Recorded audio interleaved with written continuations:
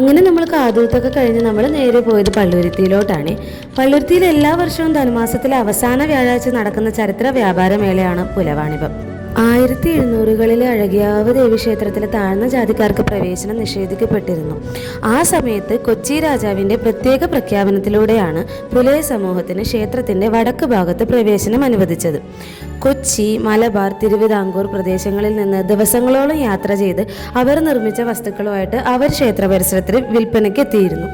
ഉയർന്ന ജാതിയിലുള്ളവർ ഇതിനെ പിന്നീട് പുലവാണിഭം അല്ലെങ്കിൽ പുലയരുടെ വ്യാപാരം എന്ന് വിളിച്ചു. ഇന്ന് ഇത് ചരിത്രസ്മരണയ്ക്കായിട്ട് എല്ലാ വർഷവും ആഘോഷപ്പെടുകയും ചെയ്യുന്നുണ്ട് കേട്ടോ. അങ്ങനെ കുറച്ച് അധികം നേരം നമ്മൾ അവിടെ സ്പെൻഡ് ചെയ്തിട്ടുണ്ടായിരുന്നു കേട്ടോ. നമ്മൾ ചെന്ന സമയത്ത് നല്ല തിരക്കൊക്കെ ഉണ്ടായിരുന്നു. പിന്നെ അവിടെ കാണാനൊക്കെ ആയിട്ട് ഒരുപാട് കാര്യങ്ങളുണ്ടായി, കുറേ ഗെയിംസും ഒക്കെ ഉണ്ടായിട്ടോ. പിന്നെ അതൊക്കെ നിന്ന് കണ്ട് പിള്ളേർക്ക് കാണിച്ചൊക്കെ കൊടുത്ത് ഒരു 9 മണി കഴിഞ്ഞപ്പോഴത്തേക്ക് നമ്മൾ പയ്യെ അവിടെ നിന്ന് ഇറങ്ങി. അതായിരുന്നു കേട്ടോ അഴകിയകാവ് അമ്പലം. അത് കഴിഞ്ഞ് ഞങ്ങൾ നേരെ തിരിച്ച് വീട്ടിലോട്ട് പോകണം കേട്ടോ. ബാക്കി വിശേഷം ഞാൻ അടുത്ത വീഡിയോ പറയാമേ. അപ്പോൾ എല്ലാവർക്കും ബായ്.